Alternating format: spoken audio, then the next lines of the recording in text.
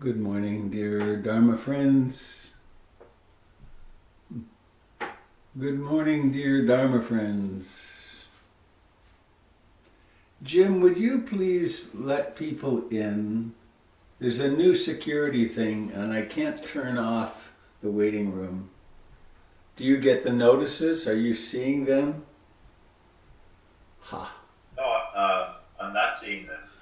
I don't have a security link on the bottom of my screen. How funny. Let me try to make you a co-host again. Make co-host. How about now? No, Well,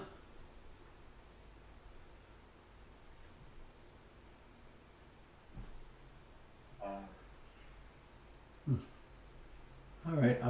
I'll keep track of it and let people in. Oh, there's another one.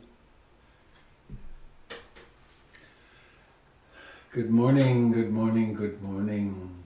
new security features. Yeah.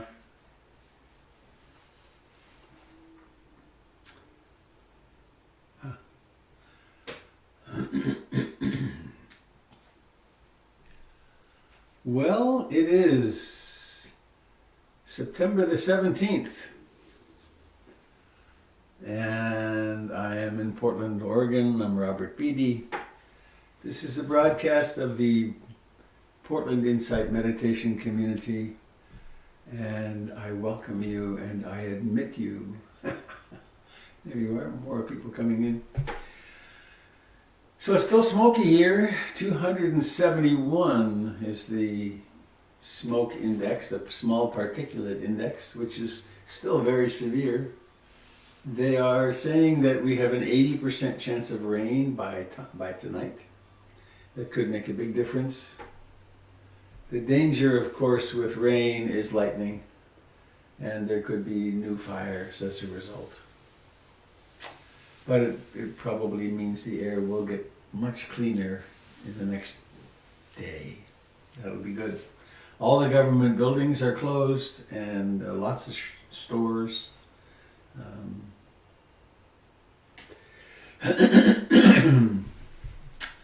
So I have a very simple little poetic something here this morning. It's called the Earth Salute. And it's a beautiful thing in these moments of hyper-politicization of almost everything that could possibly be politicized. I guess I want to say this too. When I was 21, I left Montreal. I signed onto a ship. And I worked my passage to Japan and Australia. I was in Australia for a year, working and traveling and living. Then I was a while in New Zealand, a few months. Then I worked on another ship from Australia to Dunkirk in France, across the South Indian Ocean. I was in a storm there with 60-foot waves, quite something. And then I lived in Europe for 2 years. Ski patrol and then blood research in Geneva. And then I traveled overland to India and Nepal and spent the better part of a year doing that. And then came back to Canada to go to graduate school and master's in environmental studies. And then I ran into the Dharma on those travels, and then when I then wound up going to live in San Jose for a while to do a guru trip, actually, a cult thing with a guy named Sujata. All of that to say that I lived in a lot of different places and I fell in love with them. And I realized how people could feel patriotic to their particular location, because I felt that for the Ursental, Bear Valley in Switzerland at the top of the pass system. In fact, when I traveled, I had a Canadian flag on my back and the symbol of Ursental, Bear Valley, because I had such a sense of belonging there. And I really understand how people feel nationalistic and patriotic. And I also have a view that it's a sort of madness. That I will kill you because you come from the other side of a border, or I won't help you because you. So I have a sense that we really are one family on one very tiny little planet. So here's that short little poem thing. It's called The Earth Salute.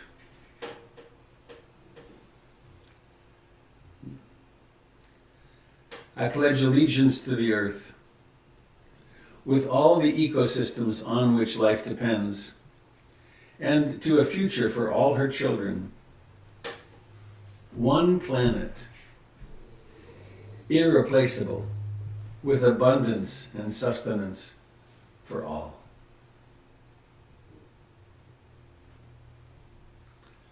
I pledge allegiance to the earth, with all the ecosystems on which life depends, and to a future for all her children. One planet, irreplaceable, with abundance and sustenance for all. Do you have a picture of the earth there now? Yeah. I pledge allegiance to the earth with all the ecosystems on which life depends, and to a future for all her children. One planet, irreplaceable, with abundance and sustenance for all.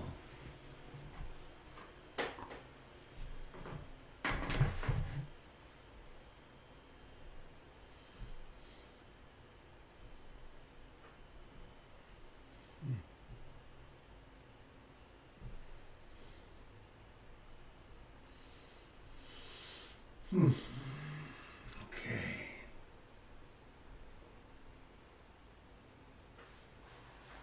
Robert, do you want to record? I can't turn it on. I don't think so, Jim. Thanks.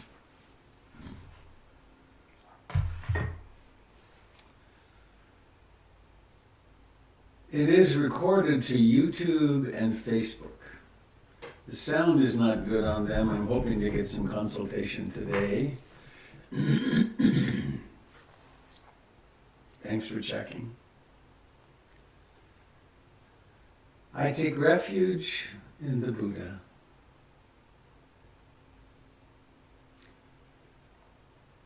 I don't think the Buddha, either the historical Buddha or the Buddha that is that which is awake in us, is very concerned with borders and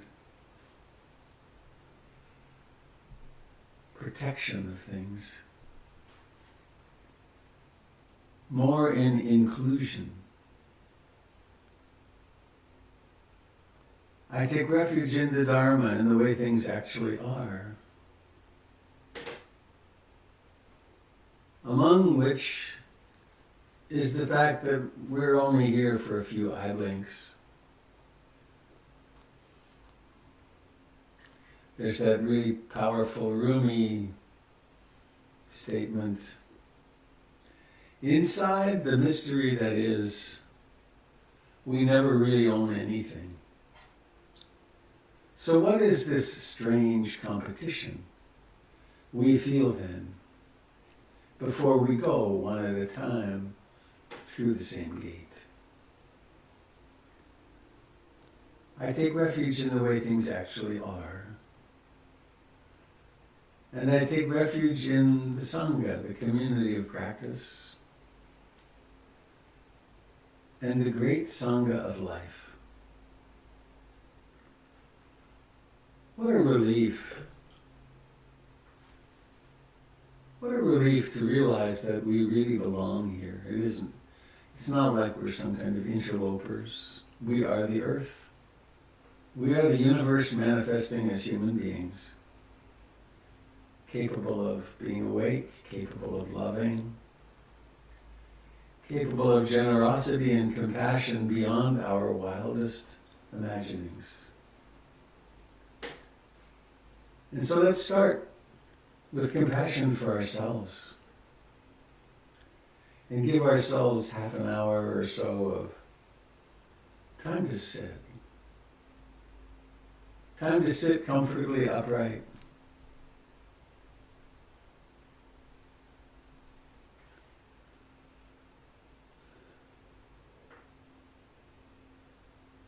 Time to bring awareness, to awaken awareness in this body.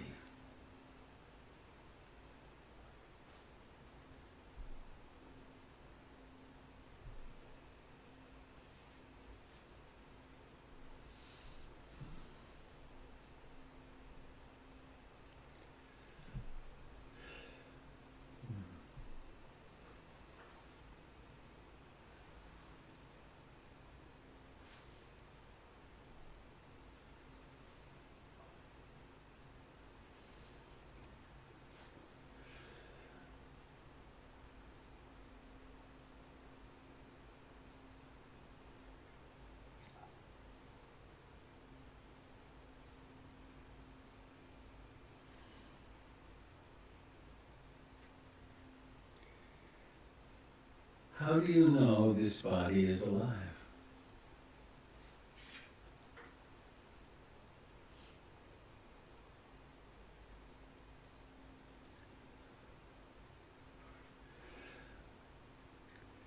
Everywhere awareness awakens, there's life.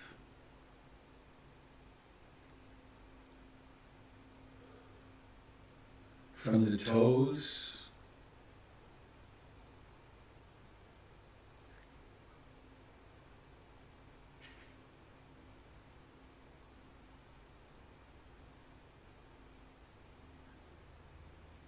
to the top of the head.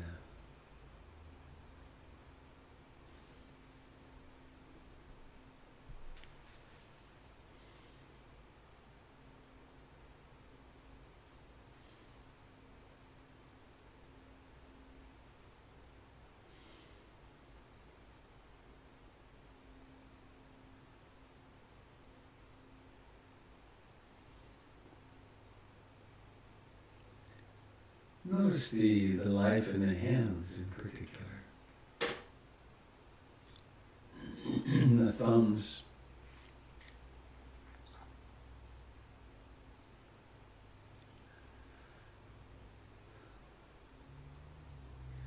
The thumbs and the lips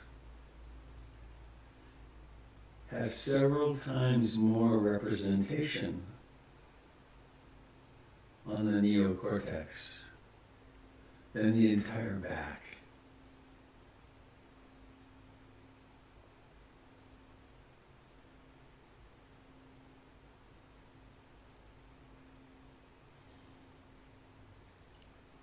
I take refuge in being awake, being aware. I take refuge in that which is discovered.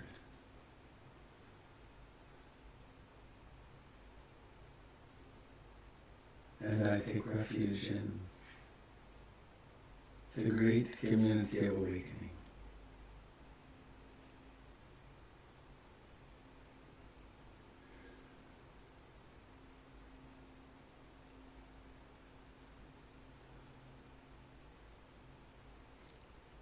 Bringing mindfulness and concentration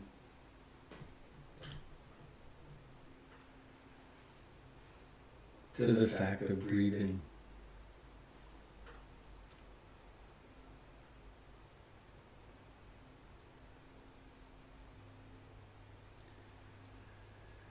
We don't live in a spacesuit here. The atmosphere sustains us. The oxygen is created by trees.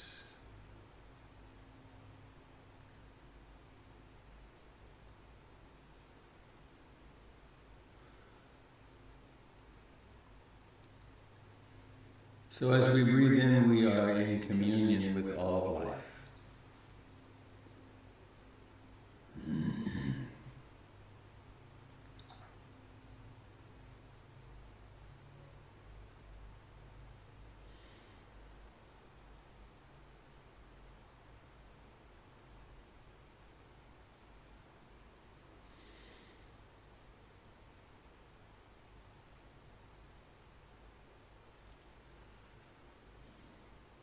There may well be wandering mind.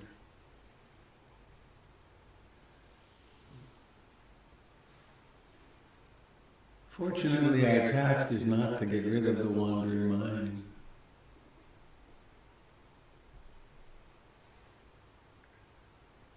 It is instead to be awake, to notice that the mind wanders.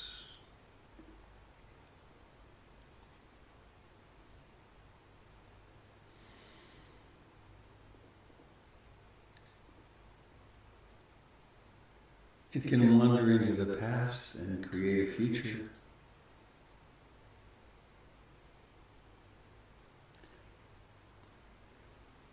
What a relief and liberation it is to realize that the past and future are thoughts that exist in the present moment.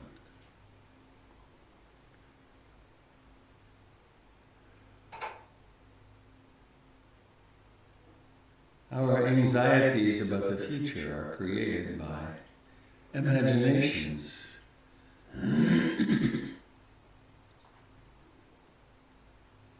Coming home to be right here, sitting, breathing in and out, resting in the present moment.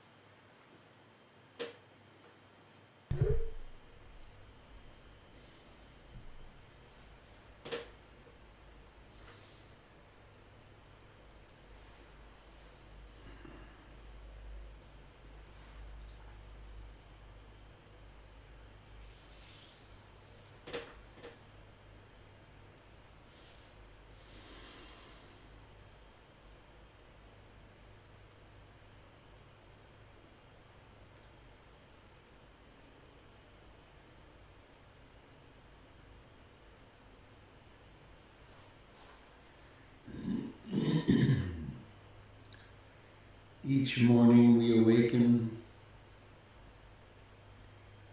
to what we call the weather.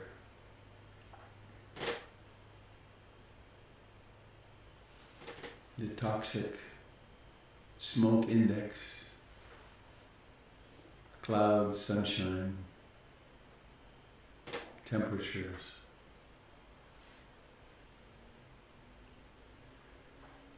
We awaken also to the inner weather.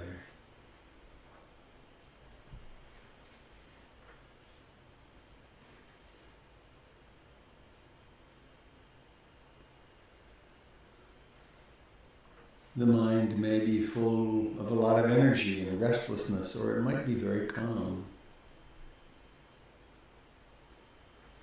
It might be a moment of self-love and kindness and compassion, or self-hatred or criticism.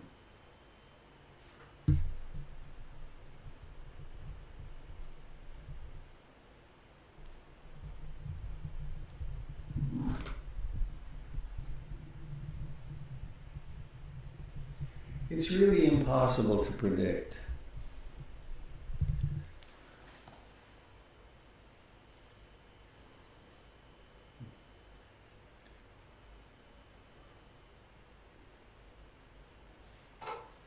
It is possible, however, to be aware.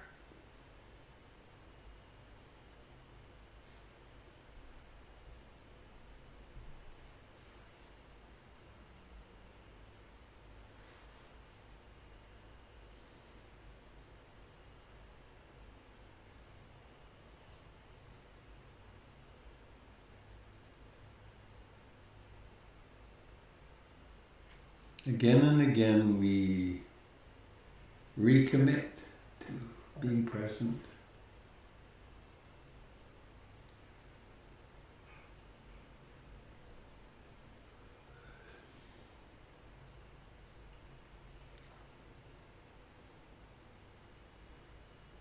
Let each breath be an invitation.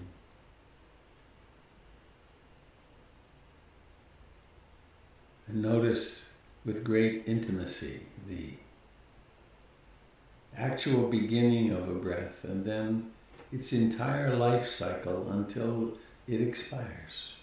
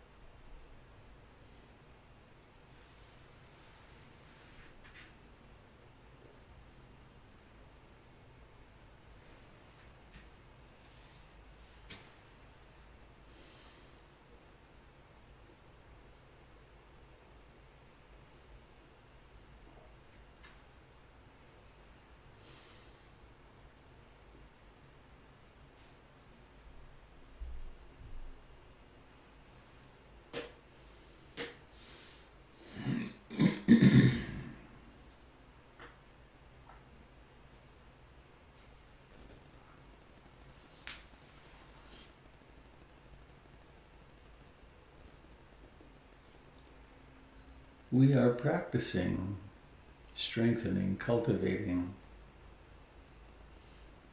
concentration and mindfulness. These key mental factors bring with them curiosity, persistence, tranquility, equanimity, and joy.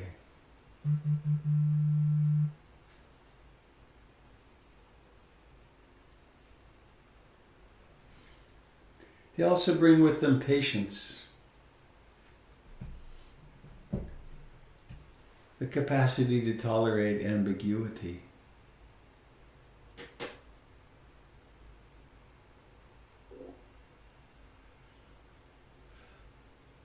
and we practice in an open-hearted way, summarized by I aspire to love and accept myself, exactly as I am in this moment.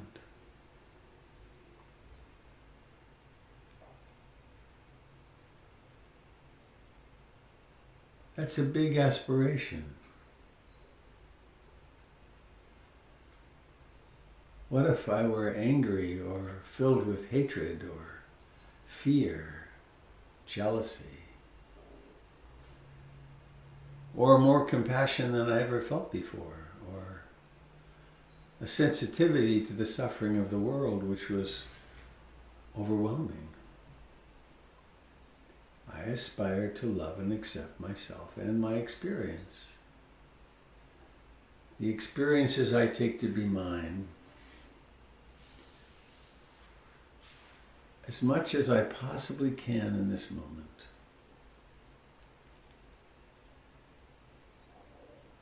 And there are many ways that we can be hurting. We can have physical pain or emotional pain. We can have the pain that comes from reflecting upon the suffering of the world. We can have the pain of loss, of change.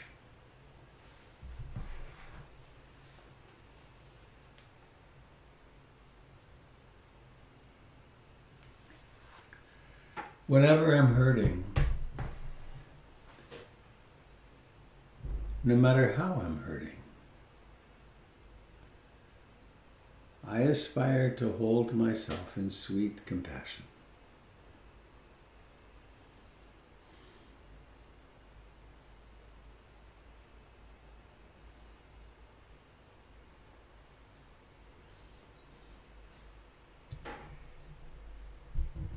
It's not so much something we have to learn as something we just need to remember. Be kind to yourself.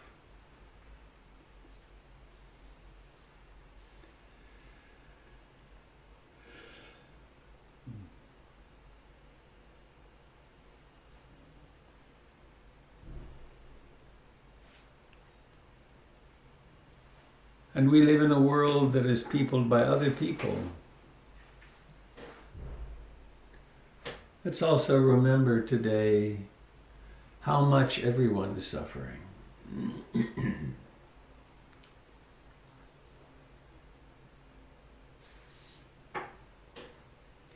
Some people respond to their suffering by becoming belligerent and aggressive, more and more certain about their truths. Others withdraw or crumble, become self-hating. Let us remember the ubiquitous nature of dukkha. Everyone is it, has it. Everyone struggles under the incredible burden of that which is difficult to bear.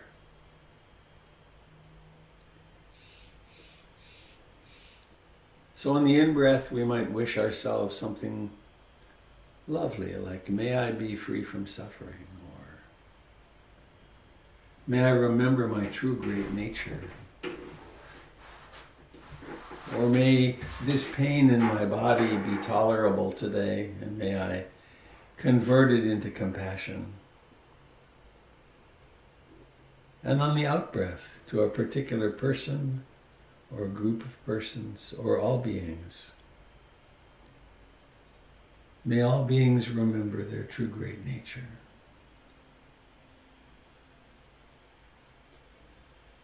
May all beings remember happiness and the causes of happiness.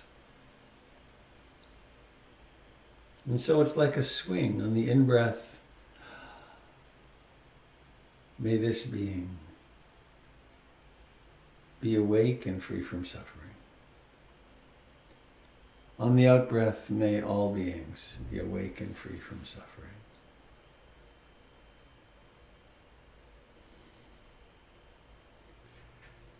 It's as though we weave with our hearts and thoughts a hammock of love into which we can climb, we can rest, we can let go and abide.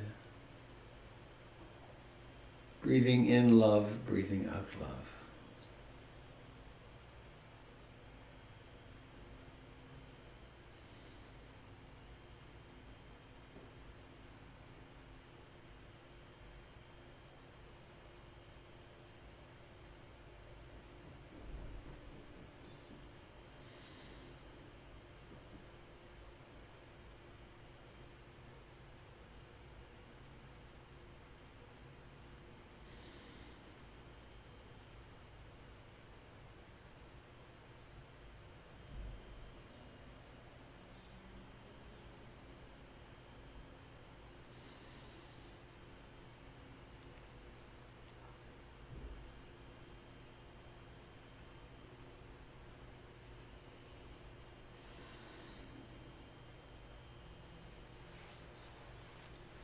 And please let us direct the attention toward the feet and legs. Notice how they sing with life. The pelvis, the genitals, the buttocks. Life singing. The sacrum, the back. From the pubic bone to the abdomen, to the solar plexus, to the chest. Expanding and contracting. The sides from the hips to the armpits. The fingers and thumbs and wrists and hands and arms. The forearm and the upper arm. And the shoulders. And the neck, the jaw and the lips, the cheeks, the forehead and the scalp and the ears and the eyes.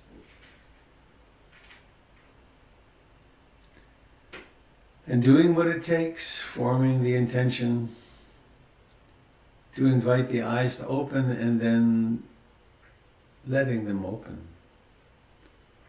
Willing them to open and then, if your computer is in gallery view, there will be 25 little postage stamps with beautiful people. Hi, Buddha. My little dog sensed it's time to do something different. Breakfast hasn't happened yet around here. Hi, Buddha. Good boy.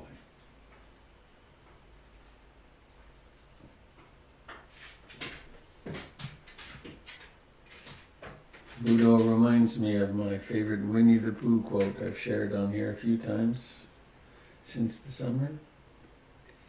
Piglet sidled up to Pooh and said, "Pooh?" "What?" said Pooh. "Oh, nothing. I just wanted to be sure of you."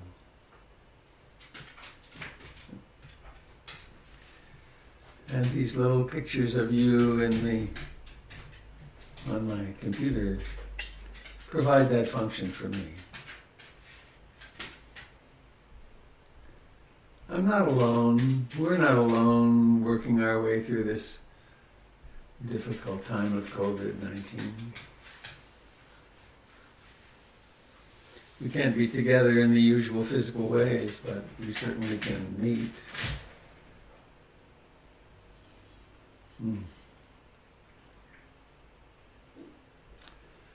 I have a couple of announcements. I'm having strange things happen with my computer. I was searching for an email from Cricket, our bookkeeper, and for the life of me it won't recognize her name, which is strange. But she sent an email yesterday or the day before, I think. Maybe Jim, you will remember the information, or maybe Gregory sent it. It's an update on our fundraising process, the PIMC fundraising, asking people to become monthly donors. And I think we have 42 or 45 new monthly donors since the beginning of this, which is really a very profound statement of support. And we're going to continue till the end of September. Yeah, that's what we're doing. So I thank you very much. I thank you for practicing this. Generosity to this incredibly important cause. And I guess I'd also like to remind that if you go to the PIMC website, portlandinsight.org, you will see, you can find all the different classes. And Kate Staples is teaching every Friday night now. And I guess the last thing would be an invitation. There are still a few, I think 5, places available at Hollyhock, here on the computer, but through Hollyhock, that I'm doing a weekend stay-at-home retreat on October the 3rd and 4th. So you can find the information for that on my blog, robertbeatty.com, and you can also find it at hollyhock.ca, CA for Canada. You don't have to have a passport, because we're not going physically, we'll be doing it virtually. So, that said, hi. Robert, I'm going to be giving a Qigong workshop this Saturday also. Fantastic. 1 o'clock. From 9 to 1? 9 to 1. Moving, listening to poetry, sitting quietly, regrouping after weeks of smoke. Yeah. Maybe it's not weeks. It seems like months. Right. It does. So what's happening, dear friends? Do you have Dharma questions? Complaints? I'm having some lung congestion, which is secondary to the smoke, I'm pretty sure.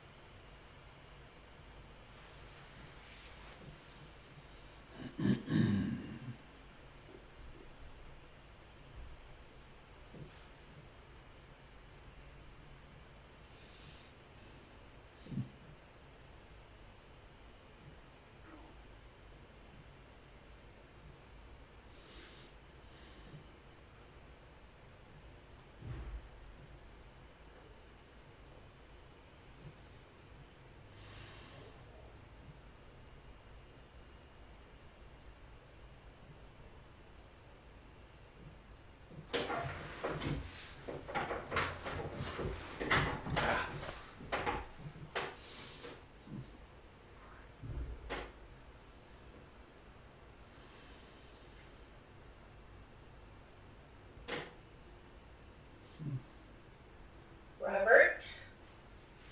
Hello, Janine. Hello. Hey, I just had an amazing thing happen.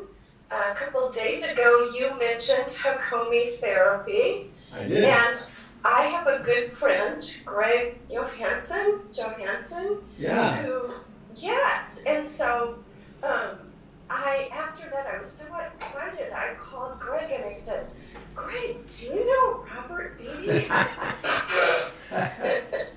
And he said yes, and we're just all started. And he was truly such a good friend to me when I was in Staten and he lived in Mill City. So I just appreciate the connection.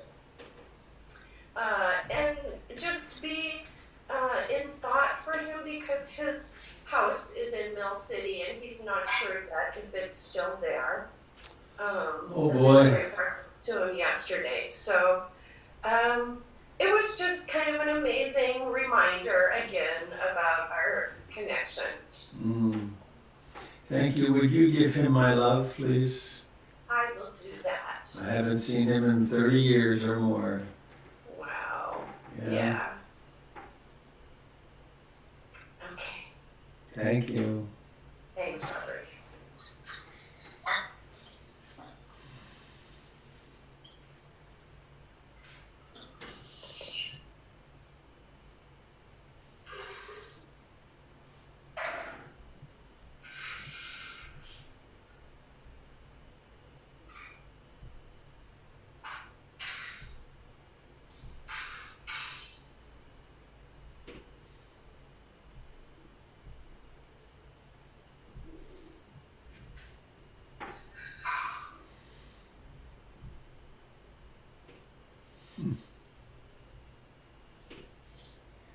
My computer is acting very strangely. Jim, would you go to the list of participants and mute a couple of people that are at the top of the list there? I can't do it.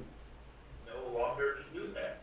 Something has changed. Oh, geez. Today was the day of the new security something or other. That's ridiculous.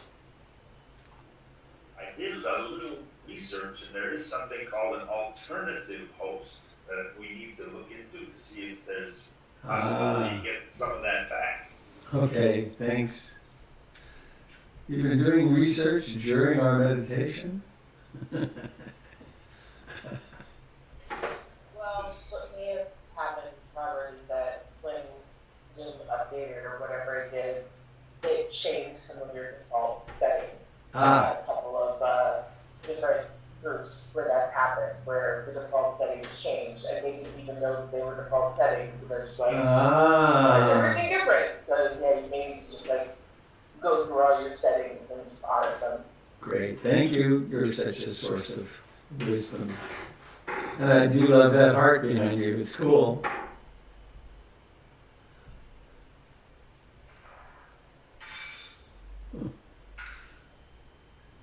It feels like we're all in the same house and someone's in the kitchen. And we hear them. I think it's John. I just muted him. I figured it out.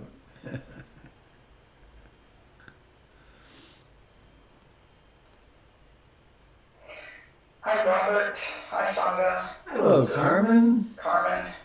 Yeah, Hi. from the smoky place up here by Seattle. I've been having very difficult time the last 3 weeks just getting on to the internet in my meditation studio. I think it is because of the smoke. The internet, the Wi-Fi isn't as stable. So I unfortunately have to go to my office, which is kind of sterile, so I think I'm going to have to make it a little more pleasant, I guess, and loving instead of so business-like. So it's, but I've been, I think, these past few weeks, it's been very challenging. It's been very, very hard with COVID and with the smoke and the fires and the animals and the trees and the whole earth climate change. It's been very overwhelming for me. And I've been doing more walking meditation and just grounding myself in what is at that moment. And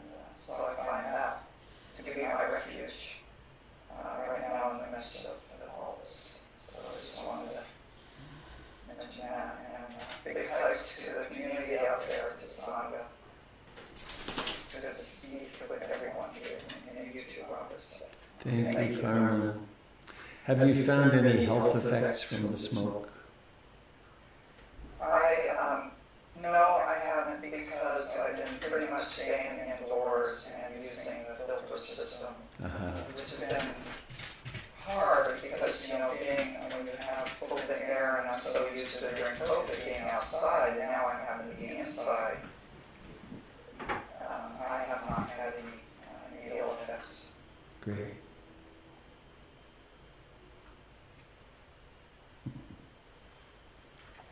If you by chance wanted very competent artistic interior decoration assistance, Amir, on my screen, it's the knight move from in chess. You know, 1 over, 2 down. Kathleen Bolkin is there, and she leaves beauty behind it wherever she goes.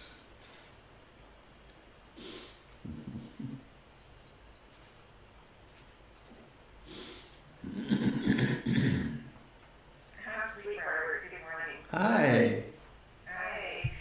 I want to you know that I'm doing a project over on Cambridge Island, so Monday morning I drove down to the ferry boat in Seattle, got on the ferry boat and rode from there to Cambridge. And I'll text you a picture of the opening, but it was total zero visibility going over and coming back. It was the weirdest feeling. It's so sad what everyone's going through, and my heart is breaking for all of you in Oregon.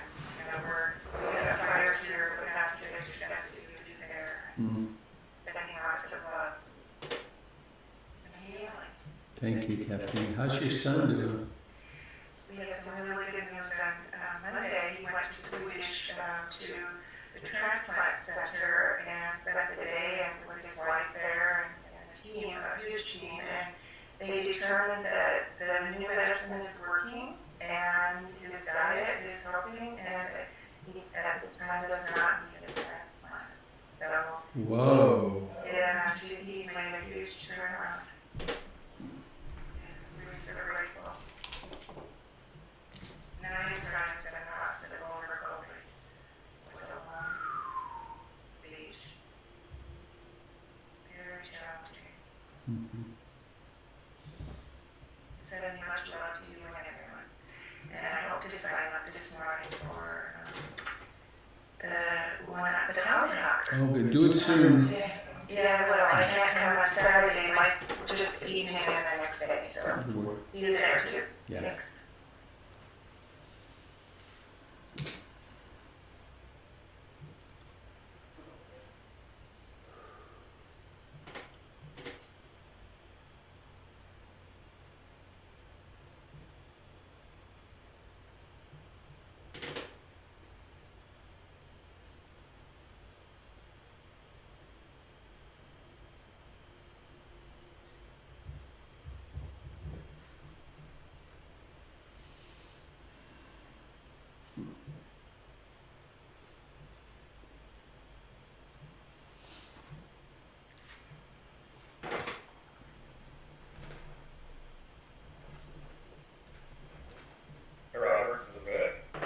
Hello, Vic. Hey, good morning. Good morning. You know, I was in the middle of all of these pieces of bad news. With one little glimmer that I read this week, which kind of gave me more of a sense of belonging, if you will. I don't know if people read this article about how they found trace elements of enhanced phosphine on Venus, which might be signs of life in Venus. And it kind of reminded me of Alan Watts' kind of phrases that you read out that talks about how, you know, leaves come from a tree, waves from an ocean, and how the earth peoples itself, and how, I guess, Venus has life itself. And so it's just another reminder that you can kind of trust in the universe, and life finds a way. So it was just an interesting, positive reflection that I thought I'd share. Thank you.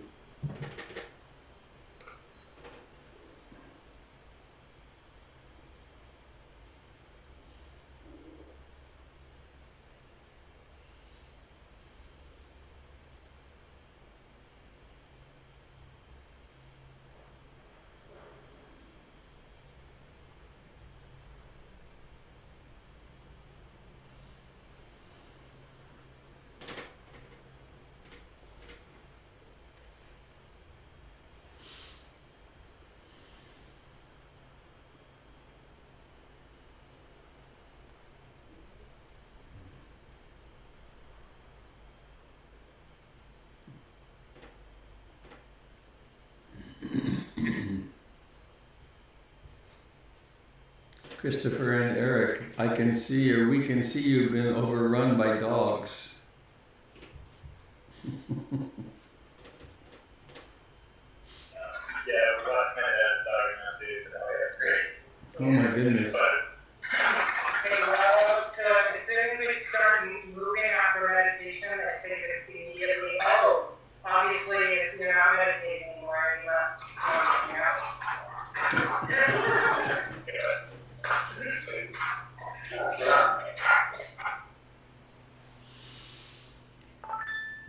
Well, dear ones, it's 8 o'clock, a little after. Anybody else want to share something?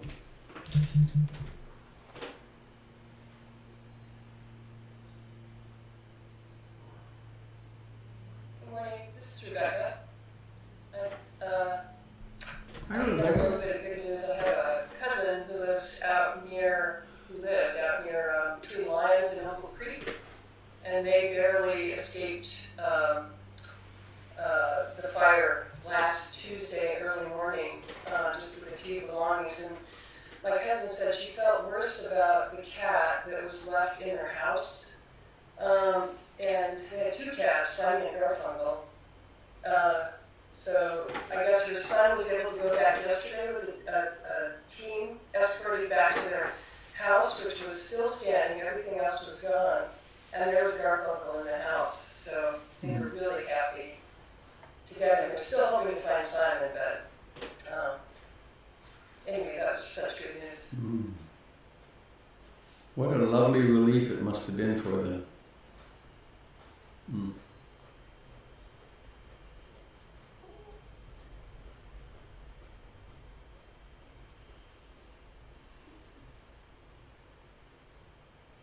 Morning, Robert.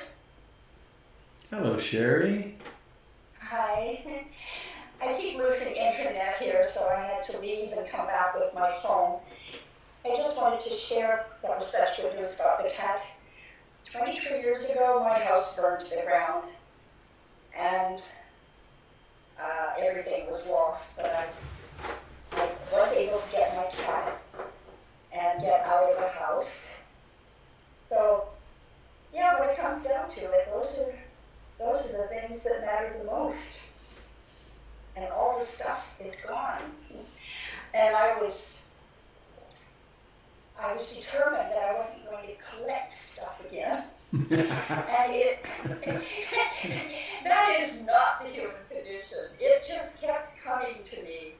My aunt had no children or no one to leave her china to. So she gave me her china. And, people felt sorry, so they brought stuff. And it was quite the lesson.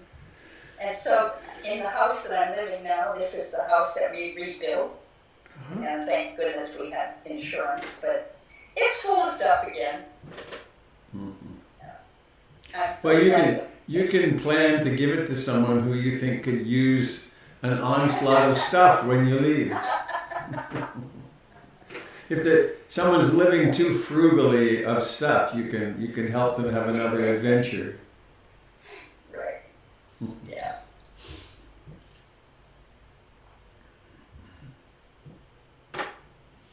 Stuff makes me think of my little house here that I'm so grateful for. Can I turn out that light? I did. You will notice here, I'm going to pick my camera up, I think. Yes. Just yesterday, I put the surrounds on the window over there. See how pretty it is? Now, this one isn't done yet, but there it is. And I actually have blinds sitting in the house ready to put up, and nice fabrics to help with the sound. So very close to being able to take all the tools out of here and have more space. I really want to get it together because I'm going to use that direction for doing movement meditation during the Hollyhock retreat. So friends, a little after 8, anybody sitting with something that you'd like to share, please do. Hi Robert, this is Sarah. I just wanted to say that I love the new space that you have, but I kind of miss the birds. I miss the birds too. I don't miss the construction sounds though. They're probably building 50 feet from me right now, and there's a lot of noise. Not today, interestingly. Yeah, the birds, the being connected with nature was really, being more aware of the connection with nature was lovely. Yeah. Would have been hard with the smoke. I guess I would have had to move into the garage again. That was uncomfortable.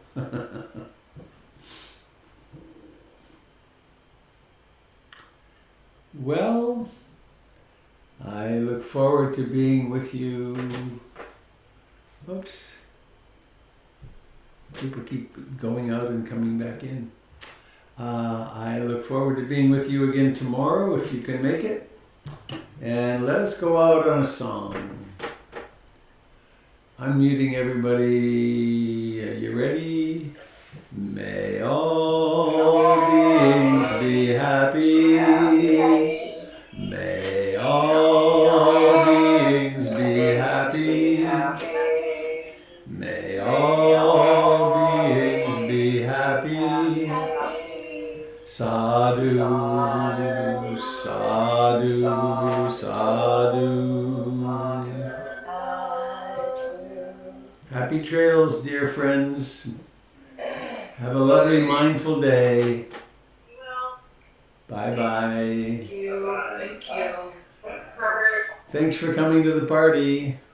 Well, thanks for that, Pat. Goodbye, dear friends on Facebook.